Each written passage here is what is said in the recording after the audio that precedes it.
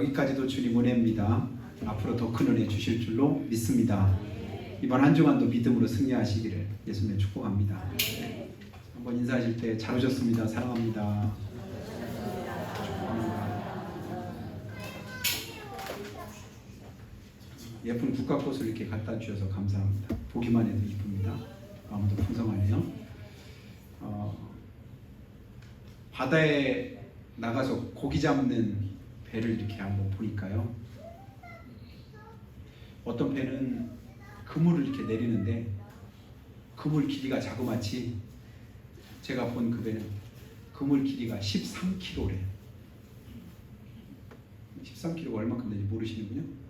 여기서 홍성 가는 것보다 더 길은 게 그게 이제 13km. 홍성까지 롯데마트까지 가는데도 보니까 8km 정도밖에 안 되더라고요. 여기서 13km니까 굉장히 길잖아요. 그렇게 그물을 하기도 하고, 어떤 배는 또 이제 그걸 이제 길게 쳐가지고 그물을 잡는 거고. 제가 갈치 잡는 배를 한번 보니까요, 낚시로 잡는 배도 있지만 그물로 잡는 갈치도 있더라고요. 그래서 먼 바다까지 몇 시간 동안을 멀리 가가지고 갈치를 잡으려고 하는데 그물을 내리는데 굉장히 큰 그물을 내렸다가 기계를 이제 양망기라고 하는 게 요즘 있잖아요. 끌어올리는 걸 올리니까 한 번 잡히는데 얼마큼 잡히냐면 제가 볼 때 한 수백 킬로는 되는 것 같아요. 엄청나게 많은 양을 배에다가 이렇게 쏟았는데 배 위에 물고기가 잔뜩 이렇게 쌓이는 거예요. 엄청나게. 그렇게 수백 킬로를 한 번에 잡으니까 어부들이 기분이 좋을까요? 나쁠까요? 모르시는구나.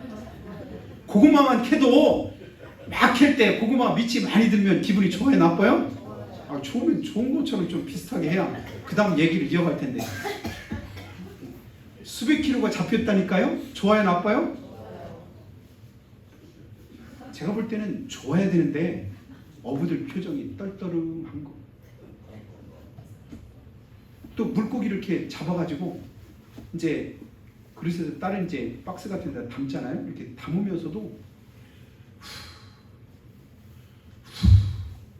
얼굴은 기분은 떨떠름해 보이고 담으면서 한숨을 쉬고. 제가 볼 때 아니 물고기가 많이 잡혔는데 왜 저러지? 여러분 이유를 아시나요? 아니 고기 잡다가 고기가 많이 잡혀서 기분이 좋아야 되는데 왜 한숨을 쉴까요? 이 배가 무슨 배라고 했지 아까? 제가 뭐 잡으러 갔대? 갈치를 잡으러 갔는데 갈치는 얼마 없어. 근데 거기에 뭐가 있을까요?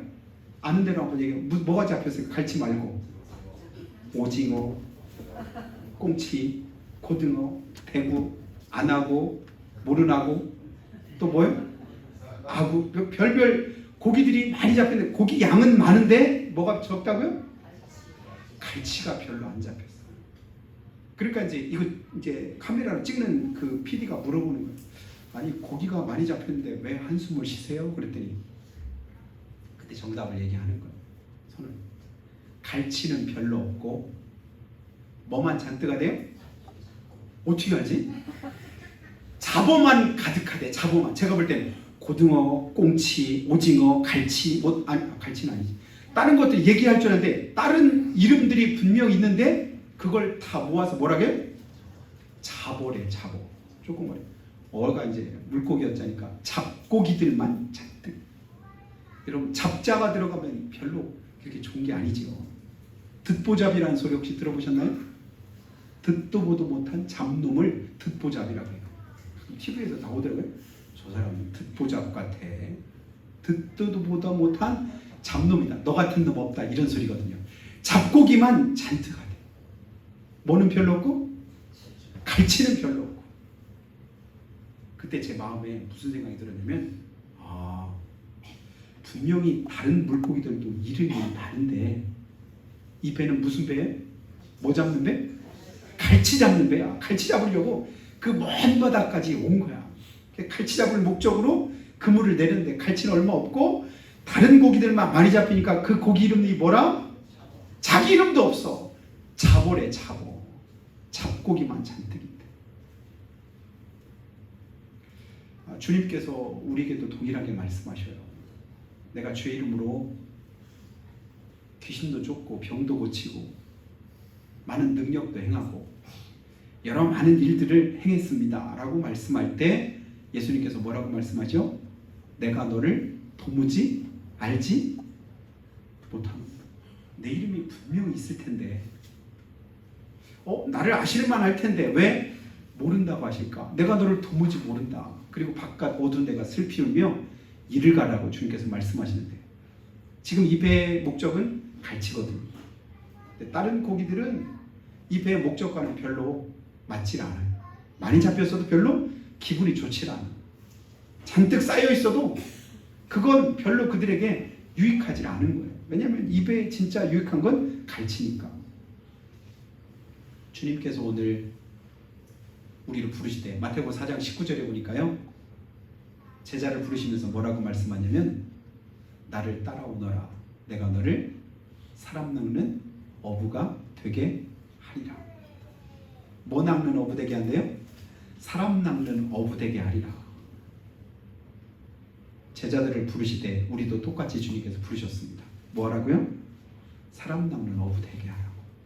내가 지금 뭔가 고기를 잡는 거야. 낚시로 잡든 그물로 잡든 잡는데 잡힌 고기가 뭐예요? 내가 원하는 게 아니네. 사람이 아니네. 거기에는 다른 여러 많은 이름 있던 그런 물고기들이 있었지만 그냥 잡으라고 잡고기라고 이렇게 뭉크뜨려서 말씀한 것처럼 하나님의 뜻에 맞지 않는 삶은 어부들이 기뻐하지 않는 것처럼 주님도 기뻐하시지 않겠다. 그런 생각이 드는 거예요. 나는 과연 하나님께서 원하시는 기뻐하시는 삶을 살고 있는가? 주님 보실 때 내 모습은 어떨까? 갈치처럼 갈치가 잡혔네. 갈치만 이름이 있는 거예요. 다른 것들도 다 본래는 이름이 있지만 이름을 안 불러줘요. 그냥 잡으라고 말하는 거예요. 오늘 하나님께서 우리를 성도로 부르셨습니다. 하나님의 자녀되게 하셨어요. 그러면 내 이름을 생명책에 기록해 놓으셨을 거 아니에요. 그럼 그 이름대로 나를 불러주셔야죠. 근데 그 이름으로 안 부르면 큰일 납니다. 여러분의 이름으로 하나님께서 불러주시기를 주님의 축복합니다. 그 이름이 딱 여기 기록되어 있구나. 여기 기록되어 있구나. 그래 맞아. 내가 너를 불렀어. 이렇게 한 사람 한 사람 주님 불러줄 때 그 삶이 복 있는 삶인 줄 믿습니다. 여러분 개도요. 진도에 가면 진짜 진돗개 순종이 있다고 하잖아요. 근데 진도 말고 다른 곳에도 진돗개 비스름한 개들이 많이 있잖아요. 이게 무슨 개요? 진돗개 같아. 처음 우리가 여기 와서 개를 키웠을 때도 무슨 개를 키웠냐면 풍산견? 우리 김영서 집사님 주셨던 개인데 풍산견? 순종은 아니죠? 풍산견하고 진돗개하고 어떻게 잡종개를 키웠는데 근데 아무리 모양은 비슷해도 아니야. 근데 동물병원 가서 이렇게 개 등록을 할 때 보니까 잡종을 뭐냐면 믹스견이라고 해요. 믹스가 뭔지 아세요? 커피 마시잖아요. 커피하고 프림하고 설탕하고 섞어놓은 걸 뭐라고 해요? 그걸 믹스라고. 이 개는 무슨 개? 믹스. 섞였다. 순종이 아니라는 게. 진짜 순종하고 잡종은요 차이가 나더라고요. 순종은 진짜 어릴 때부터 뭔가 달라도 조금 달라. 순종다워. 말귀도 잘 알아듣고 시키는 대로 잘하고 변도 가릴 줄 알고 먹는 것도 아무거나 잘 안 먹어.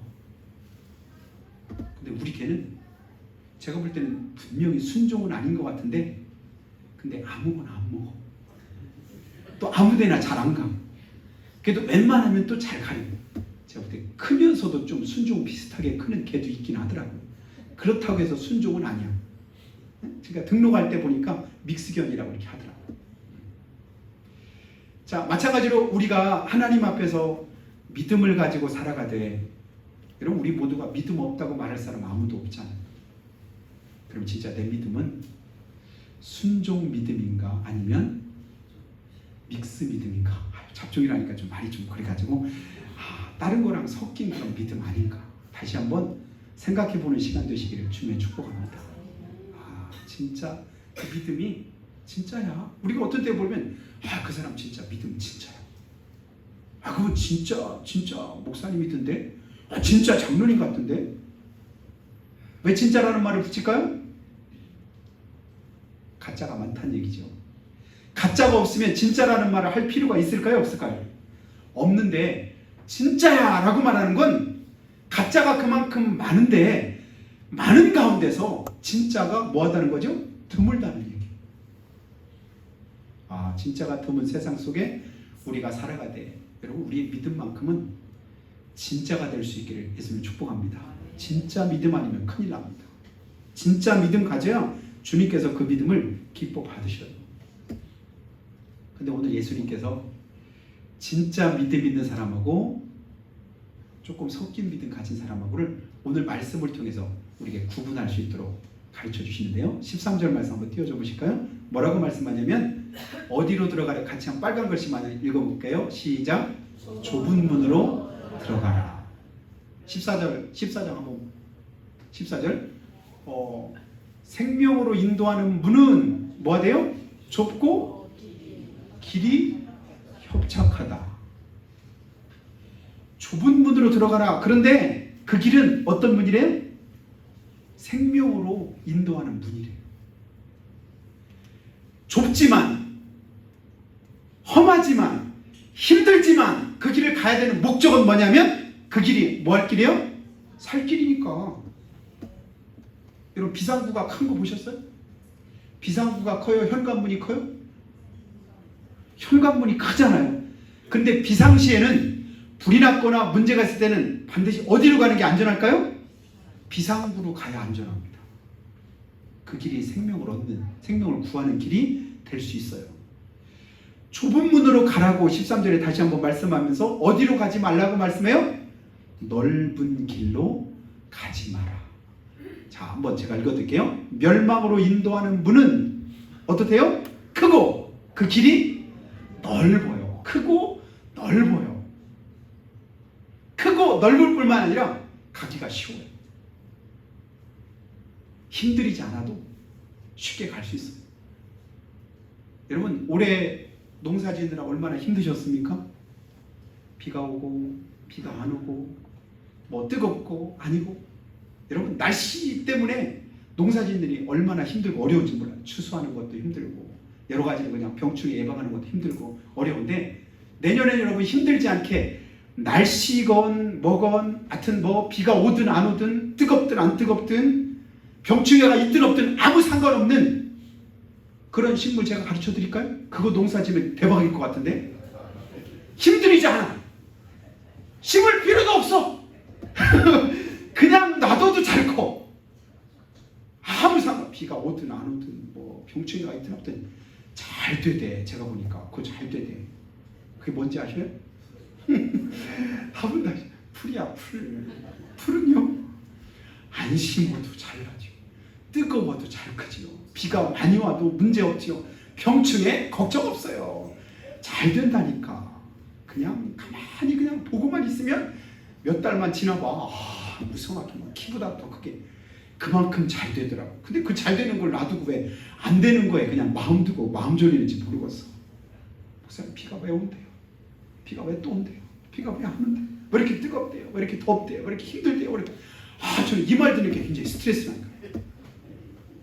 제가 농촌에 시골에 안 살기로 작정한 이유 가운데 하나가 첫 번째는 지게질하는 거 힘들어. 두 번째 이거 날씨 때문이었다니까요. 늘 매일 부모님이 뭐 때문에 걱정하세요? 날씨 때문에 매일 고민해요. 그 소리가 얼마나 스트레스가 되는지 야 나는 그 소리 한번 안 듣고 살았으면 좋겠다. 농사를 안 짓기로 작정을 했잖아요. 그래서 제가 농사를 안 지고 근데도 여전히 그 소리를 들으면서 지금도 그 때문에 이번 한 주간 얼마나 힘들었는지 말이야. 비가 왜 또 온디야? 비가 재미 들렸나 봐. 비가 왜 그런지. 그렇게 힘들고 어려운데도 불구하고 힘들고 어려워도 그 길을 가야 될 때가, 그것을 해야 될 때가 있더라고요. 왜냐면 그게 내게 유익하니까, 그게 내한테 더 보탬이 되니까, 그 길이 사는 길이니까. 주님이 말씀하셔요. 주님 왜 사랑하는 자녀들인 우리를 향해서 좁은 길로 가라고 할까요? 그 길이 좁고 협착하다며요. 넘어질 수도 있고 자빠질 수도 있고 빠질 수도 있고 긁힐 수도 있고 때로는 다칠 수도 있는데, 그런데도 그 길을 가래요. 왜 그래요? 그게 생명으로 가는 길이에요. 넓은 길은 가지 말래요. 근데 우리는 일반적으로 뭐 하기를 원해요? 우리가 다른 사람들 축복할 때도 뭐라고 해요? 꽃길만 걸으세요. 꽃길만 걸으세요. 꽃길을 걷는 건 어려워요? 힘들어요? 어렵지도 않고 힘들지도 않아. 그냥 꽃길은 가면 좋아요. 근데 주님은 꽃길을 걸으라고 말씀하지 않아요. 좁고 협착하지만 좁은 길로 가. 협착한 길로 가. 험한 길로 가. 어려운 길로 가. 내가 가는 길을 너희가 따라올 수 있느냐? 십자가의 길로 내가 갈 건데 내가 가는 길을 너희도 같이 따라올래? 주님은 좁은 길을 가시더라고요. 십자가의 길을 가시더라고요. 고난의 길을 가시더라고요. 죽는 길로 주님이 가시더라고요. 왜냐하면 그곳이 살 길인 것을 주님이 아시기 때문에. 근데 우리는 할 수만 있는 거예요? 넓은 길을 원해요. 신앙생활 편하게 하려고 작정. 그냥 아무 신경 안 쓰고 편하게 그냥 아무 때나. 그러니까 우리가 볼 때도 주일 한 번 그냥 예배드리고 이것만 해도 편하다고 생각하는데 그것도 귀찮고 힘들다. 그러니까 비스무리한 천주교로 가는 사람들이 많다잖아요. 여러분 천주교 다니는 사람들이 여러분 전도하는 거 전도 들어보신 분 계신가요? 저는 천주교 다니는 사람이 우리 성당 좀 나오라고 하면 이렇게 열심히 전도하는 사람 제가 지금까지 거의 못 본 것 같아요. 근데 교회 다니는 사람들은 그래도 어쨌든 교회 다니라고 전도해요. 지난달인가 한번 저쪽 천안인가를 가다 보니까 도고 쪽 여러분 아시죠? 도고 지나서 이렇게 보니까 화산 그 추모공원인가 가는 그 사거리가 있는데 거기에 아침에 갈 때 어떤 할머니 되시는 분이 피켓을 하나 이렇게 들고 이렇게 서 계시더라고요. 그 사거리에서. 난 선거철에 후보자들이 나와서 피켓 들고 있는 거 봤는데 선거철도 아닌데 그 할머니가 왜 들고 있을까 봤더니 예수 믿으세요. 예수 믿고 구원 받으세요. 이 팻말을 들고 계시더라고요. 2시간 있다가 그 길을 오면서 보니까 이제 아까 그분이 아니라 웬 할아버지가 그 피켓을 들고 계시더라고요. 제가 볼 때는 부부실 것 같아요. 예수 믿으시라고. 아무 말씀 안 하시면 하여튼 그 팻말을 들고 이렇게 계시더라고요. 여러분 생명의 길은 힘들고 어려워도 고되고 하기 싫어도 피곤하고 지쳐도 여러분 그 길은 가는 걸 멈추면 안 됩니다. 그 길을 가야 살 수 있습니다. 그 길을 가야 그 길 끝에서 주님을 만날 수 있어요. 하나님의 은혜를 경험할 수 있습니다. 좁고 협착한 그 길, 사망의 음침한 골짜기일지라도 그곳에 누가 있어요? 주님의 위로가 있고 주님의 은혜가 있고 평강이 있습니다. 주님이 갚으시는 그런 은혜로 거기서 기다리고 계시다니까요. 근데 넓은 길로만 가면 그 길로 가는 사람은 많되 그러나 그 길 끝에는 뭐가 있대요? 멸망으로 가는 길이랍니다. 누가 하신 말씀이에요? 우리 주님께서 하신 말씀이에요. 친히 말씀하셔요. 넓은 길로 그 길은 사람들이 많이 간다. 사람들이 많이 간다고 좋은 게 아니다. 옳은 것이 아니라는 거. 그리로 많이 몰려갈 때 우리는 다시 뭐예요? 거꾸로 하나님이 기뻐하시는 길로 가자. 좁은 길로 가자. 힘든 길로 가자. 어려운 길로 가자. 그러면 그 길 끝에 주님의 위로하심과 축복하심이 함께 하신다. 신명기 11장에 보니까요. 모세가 이스라엘 백성들을 이렇게 12지파를 6지파씩 반씩 나누면서 한 6지파는 이쪽 산에 올라가 이쪽 또 6지파는 이쪽 산에 올라가야 돼. 이쪽 산이 뭔가 봤더니 가운데는 세겜이라는 지역인데 이쪽 산은 그리심산이라고 하는 산이고 또 한쪽 산은 에발산인데 그리심산에 가서는 거기서 하나님의 축복을 선포해라. 그리고 에발산에 가서는 뭘 선포하냐면 저주를 선포해라. 사실은 똑같은 하나님의 말씀이에요. 하나님의 말씀대로 지키고 순종하면 뭐 할까요? 하나님의 복이 임합니다. 축복됩니다. 그런데 그 하나님의 똑같은 말씀을 불순종하고 우리가 거역하고 지키지 않으면 어떻게 될까요? 저주가 임할 것이다.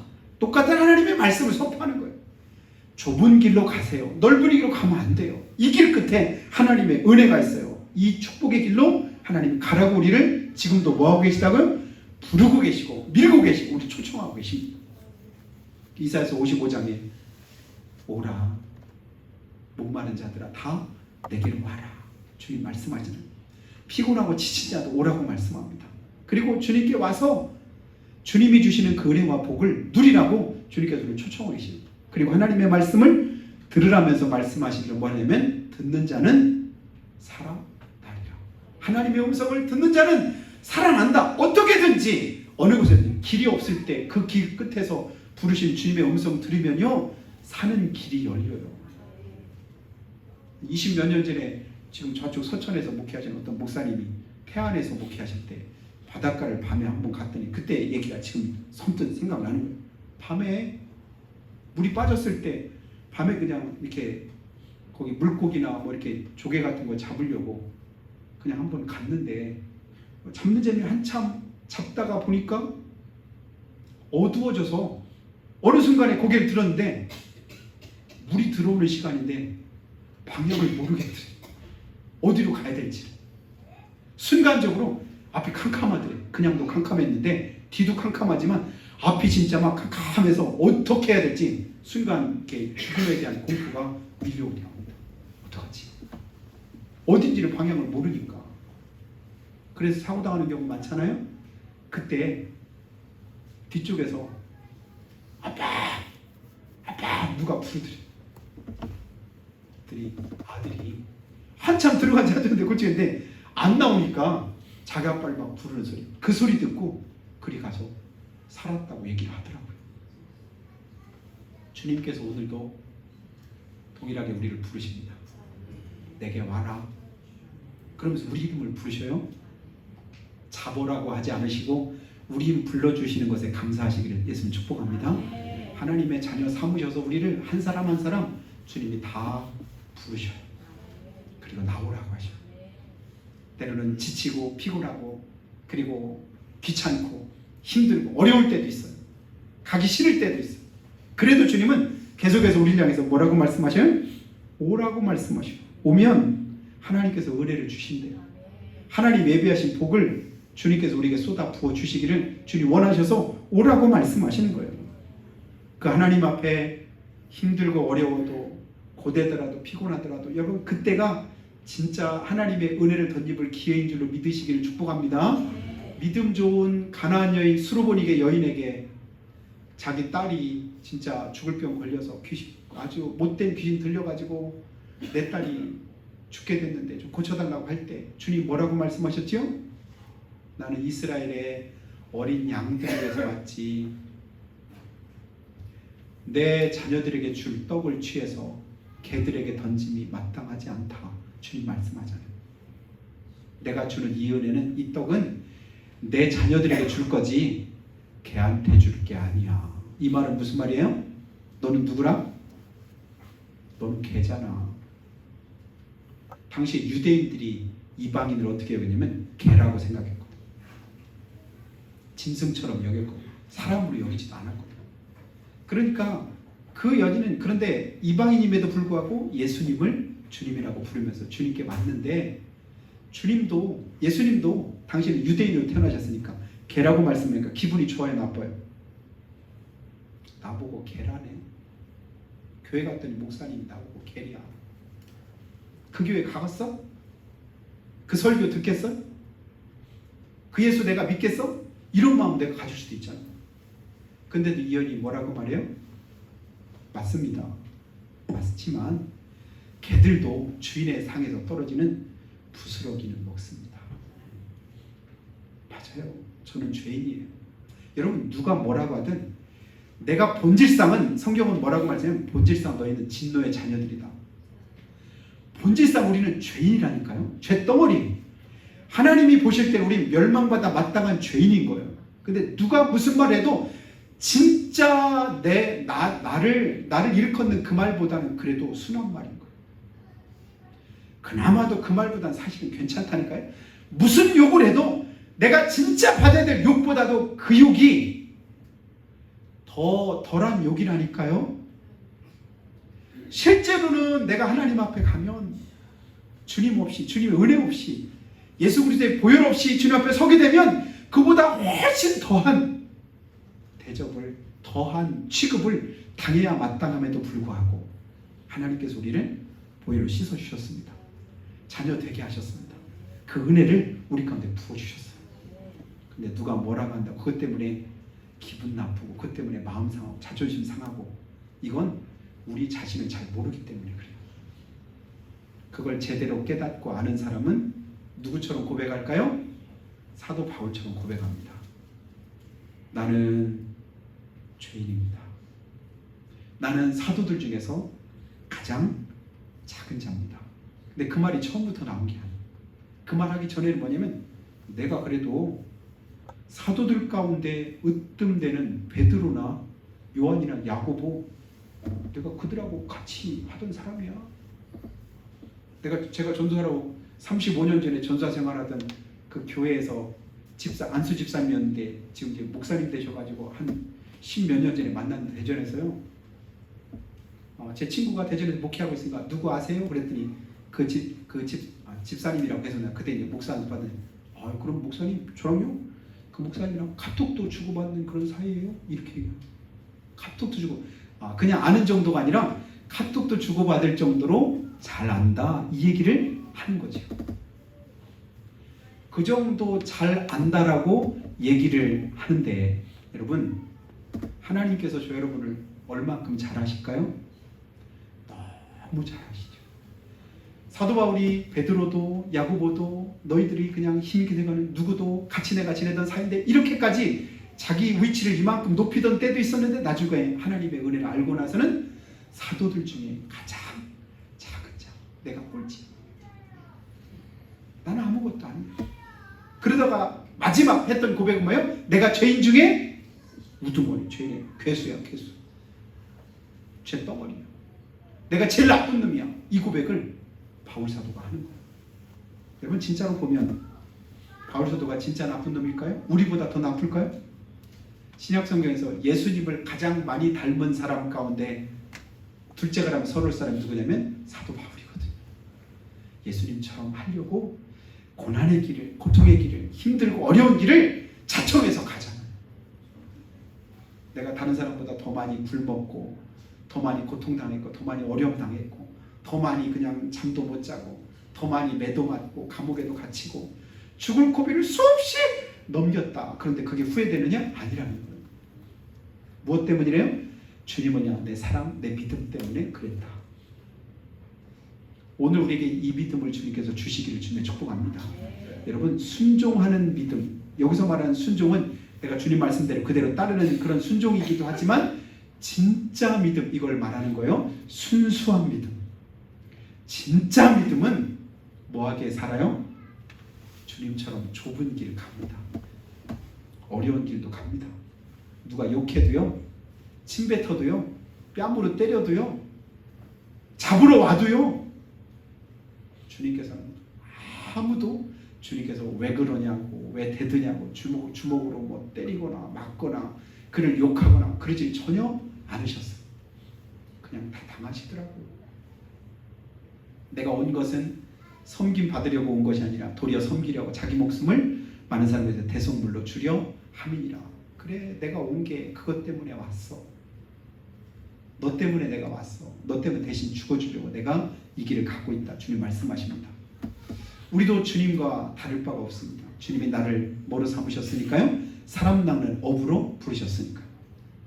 주님이 하신 일을 우리에게도 똑같이 주님은 하시기를 원하셔서 오늘도 이번 한 주간도 주님 심정 가지고 살아가기를 주님 원하십니다. 그렇다면 넓은 길이 아니라 우리가 갈 길은 어느 길이에요? 좁은 길. 그 좁은 길이 어떤 길일까요? 하나님 말씀대로 사는 길입니다. 하나님 말씀 빼고 보면요, 세상은 넓어요. 근데 하나님 말씀대로만 살려고 보니까 이 길이 좁아 보이는 거예요. 사실은 좁지 않습니다. 그 말씀대로 살면요, 그 말씀의 은혜가 우리를 어디로 인도할까요? 넓은 길로 인도합니다. 그래서 내가 시편에서 고백한 것처럼 다윗이 뭐라고 말해? 내가 쫓기고 쫓겨서 더 이상 갈 곳이 없어가지고 이제 코너에 몰렸는데 봤더니 하나님 뭐래? 하나님이 나를 광활한 곳에 세우셨더라. 이게 하나님의 은혜입니다. 여러분, 좁은 길 끝에는 하나님의 축복이 있습니다. 내가 상상하지 못한 하나님의 은혜가 있습니다. 그곳에서 마음껏 기뻐하시고 하나님의 은혜를 누리는 여러분 다 되시길 주 이름으로 축복합니다. 기도하실 때 하나님, 오늘도 주님 말씀 따라서 우리가 좁은 길을 가기 원하고 그 길 끝에 생명이 있음을 기억하여 날마다 그 길을 가기를 힘쓰는 우리의 모습 되기를 기도합니다. 혹여 내가 넓은 길로 아버지 하나님 찾아오진 않았는지 다시 한번 돌이켜보게 하시고, 그랬다면 돌이켜서 생명의 길을 따라갈 수 있도록 은혜 주시기를 원합니다. 이제까지 살아왔던 삶의 모습을 다시 한번 돌이키고 주님 앞에 가는 그날까지 생명의 길로 행하기에 부족한 것들 인도해 주시라고 우리 같이 한 목소리로 고백하며 기도합니다.